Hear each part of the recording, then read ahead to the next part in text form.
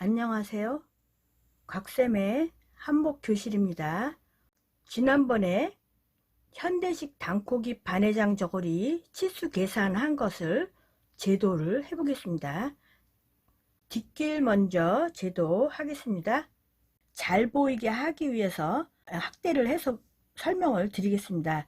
그 치수 계산한 거는 따로 메모하셔서 보시면서 제도 하시면 되겠습니다. 저는 2분의 1 축도자로 제도 하겠습니다. 자, 화장이 길이가 기니까 정치수자로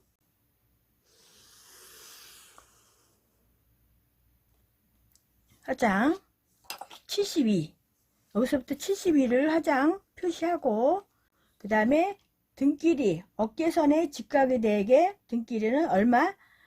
저고리 완성 길이 28.5 더하기 뒷고대 처짐 1.5 했더니 30cm 이렇게 그렸어요. 그 다음에 4분의 품이죠. 4분의 품은 22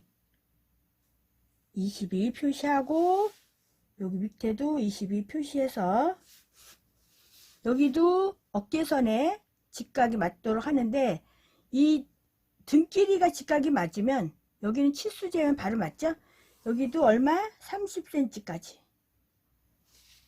저고리 제도 길이는 30이니까 이 밑에 선을 그리고 진동이 20.5죠. 여기 저고리 길이를 그릴 때 30을 그릴 때 진동 20.5를 아예 표시하고 하면 조금 더 빠르겠죠. 이렇게 20.5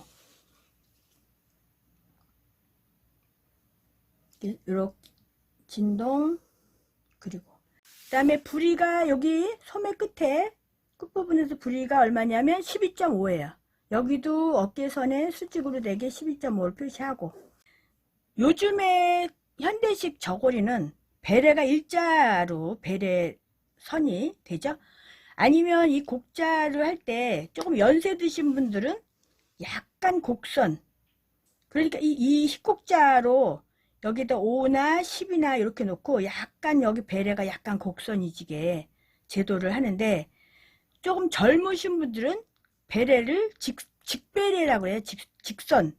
직선으로 하고, 여기 베레 겨드랑이 베레 부분은 약간 곡선으로 들어가게 해서 활베레라는 소매를 하죠. 자, 요자가 곡자죠.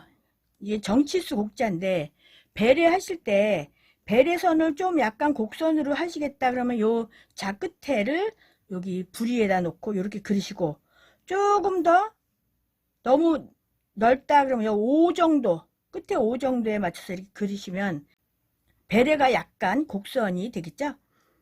한복은 연세 드신 분들은 베레가 약간 곡선으로 둥글게 돼야 편하다고 하시죠. 그래서 연세 드신 분들 저고리는 베레는 약간 이렇게 곡선으로 하시는 게 좋죠. 이 젊은 사람들은 직선으로 하는 걸 좋아해서 제가 직선으로 이렇게 했어요. 자, 그 다음에 끝동이 3.5 했죠? 3.5를 여기 넓이가 3.5예요. 끝동은 3.5 했어요. 예, 그리고 활베레라고 해서 여기 이 곡자로 힙곡자죠? 힙곡자를 여기다 이렇게 약간 대고 직선으로 그린 데서 한 0.5 내지 1cm를 이렇게 들어가게, 예, 그리게 되죠. 그래서 여기 진동점하고 끝동 부분까지 이렇게 해서, 예, 그려 보겠습니다. 이 곡자가 이게 상태가 조금 안 좋아서 제가 거기 센치 보고, 예, 우리가 사용하는 정치수의 자로 이렇게 베레를 이렇게 그릴게요. 이렇게 해서 이렇게 약 1cm 정도 들어갔어요. 여기서 얼마? 0.5에서 1cm 들어가게 하면 베레통이 조금 좁아지죠. 예, 제가 그 사진 앞에 사진 보여드린 걸 보면 예전에 그 한복보다는 그 겨드랑이 베레 부분이 조금 좁게 돼 있어요. 그래서 이렇게 활베레라고 그러죠. 약간 곡선으로 되는 거. 뒷고대 표시할게요. 뒷고대 처짐이 1.5죠. 1.5 표시하고, 약간 수평으로 이게 한번 살짝 그려 놓은 다음에 아몰자로 반고대 이렇게 해서 이렇게 그렸어요. 여기 부분이 약간은 직각이 돼야 여기가 선이 나중에 했을 때 갈매기 모양이 되지 않죠? 예, 그래서 여기를 제가 직각이 되게 수평을 하나, 선을 하나 그려놓고 그 다음에 반고대를 표시했어요.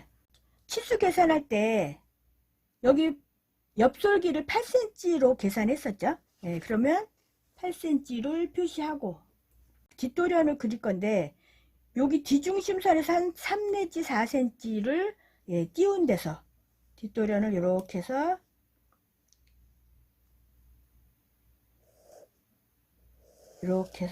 자연스럽게 그려놓고, 한복기능사 여와 반회장 저고리 할 때는 셔이니까 여기 약간 들어가는 거 하지 않았죠.